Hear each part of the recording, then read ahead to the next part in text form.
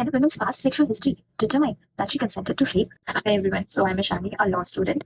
So today we are going to talk about a very important landmark case. Case name is Lindu and Others versus State of Haryana. Basically, it talks about the two-finger test which was conducted with the rape victims or the rape survivors. The facts of the case are about a minor girl who was around 13 years or 9 months of age at that time when this incident took place.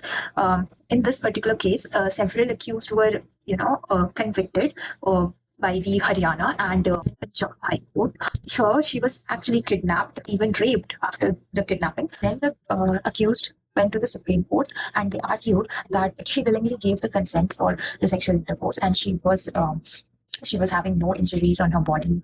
Also, they heavily relied on the testimony of the medical examiner who conducted the two-finger test and said that the girl is habituated of sexual intercourse. The girl had given implied consent. Whereas on the other side, the prosecution said that the matter of consent doesn't even matter in the case of minor. The girl was a minor. How does a consent of a minor is irrelevant in this case? Let's see what the Supreme Court said in this case.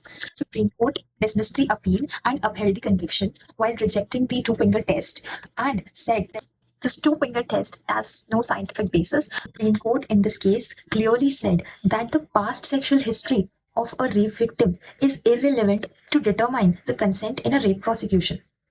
Therefore, the Supreme Court in this particular case declared two-finger test as unconstitutional and the violation of dignity and privacy of the rape victim under Article 21 of the Indian Constitution. This was the case. Thank you so much and hope you all like it.